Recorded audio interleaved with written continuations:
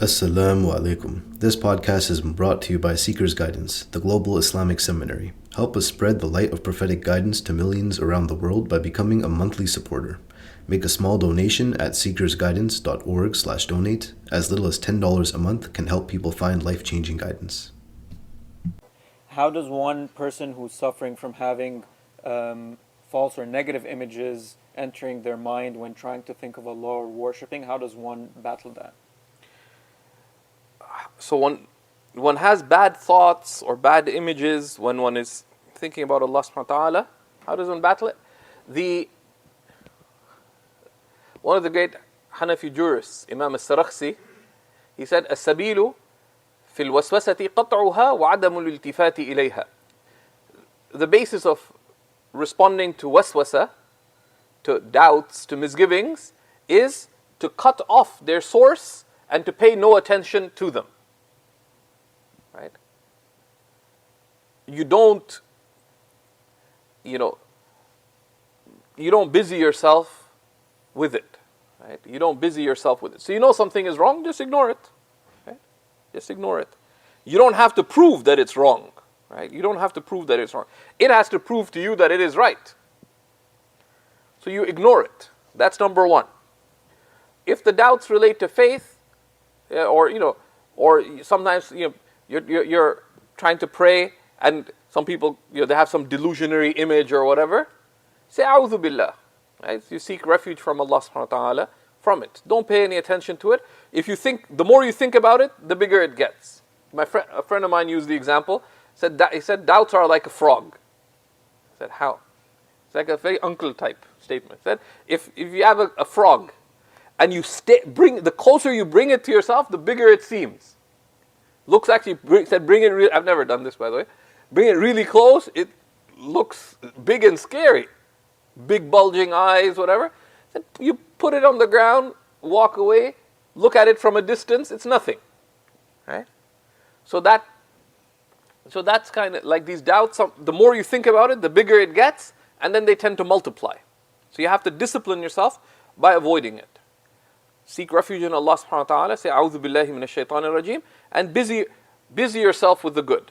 Right? Busy yourself with the remembrance, with good. Sometimes some kind of doubts, just be with other people. Doubts that if it's a point of knowledge that causes you doubt, sometimes just something absurd. Just don't think about it. If it's a point of knowledge, Imam Abu Hanifa said, immediately one should say, I believe what is true with Allah. Stop thinking about the specific doubt and go and seek sound means of redressing the doubt.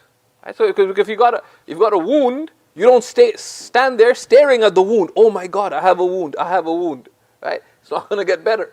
You know that there's a wound, so you go and get it. You deal with it. If you can deal with it yourself, or just needs a little bandage, so go deal with it. And if you can't deal with it because it's a big, gaping cut or something, similarly we have something that's wounding our faith, then consult. The Prophet, Allah subhanahu wa ta'ala says, فَاسْأَلُوا أَهْلَ الذِّكْرِ إِن كُنْتُمْ لَا تَعْلَمُونَ. Ask the people of remembrance if you know not. The Prophet ﷺ said, إِنَّمَا شِفَاءُ الْعَيِّ السُّؤَالُ. The only cure for confusion is to ask. Okay? And one should ask. But one should not suppress a doubt. If a doubt relates to faith, for example, one should not suppress it. Because that repressed doubt will spread, perhaps unknowingly, and could make things much worse. Rather, one says to oneself, Amantu billah, I believe in Allah. Right? Say the shahada. Right? But then go and deal with the doubt. Right? Deal with the doubt through effective means. Often people do absurd things. They get a doubt, decide, let me research this topic. But they go research it in absurd ways. Right? If you cut yourself, you wouldn't say, okay, Amr, could you maybe help me with this wound? Amr said, let me see what I can do. Amr's a good guy, but do you know anything about treating big wounds? No. Right? So you make things even worse. Right? So that's the basis. And we have a lot of answers on the Seekers Hub. We actually have a reader on how to deal with misgivings and doubts, because when it relates to actions, the basis of waswasa, Imam Ahmad Zarruq says that السبب في الوسوسة الجهل بالسنة أو قلة العقل. Right? The cause of waswasa is not knowing the sunnah or just stupidity, lack of intelligence. But he doesn't mean lack of intelligence as an insult, but that you don't have the principles, right? To deal with the waswasa.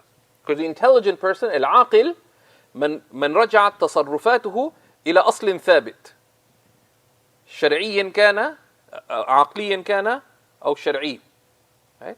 An intelligent person is one whose conduct returns to principle, whether the principles established by revelation or those established by reason. That's an intelligent person. Someone whose conduct and choices return to established principles. And the foolish person is the one who just does whatever they feel like. So the cause of waswasa is two things. One is lack of understanding of how to deal with waswasa, which is you ignore it. And number two, lack of knowledge of sunnah, al-jahlu bis sunnah. Because they say aslu deen, the basis of religion is talabul ihtiyat, is that the person wants to do what is more cautionary.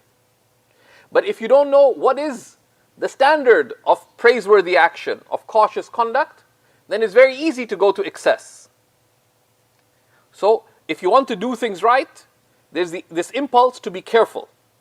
If unchecked, that'll lead to excessiveness. So what are the two things?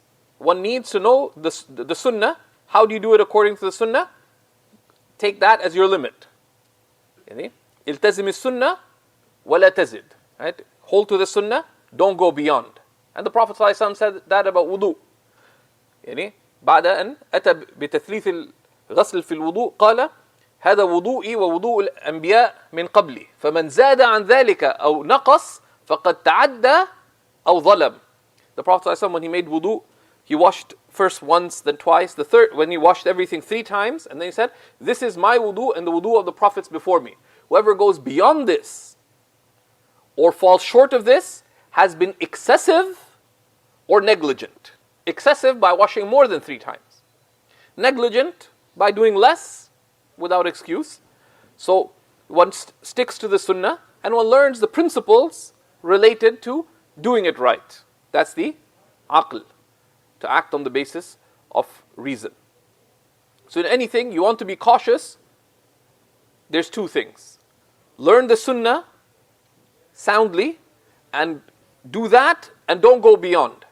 And learn the principles related to that thing so that you can make principled choices in the matter. That's the aql. That you're aqil fit tasarruf. So if one holds to those 2 principles, one will be safe. If one goes outside of those principles, one will be confused and could harm oneself and others.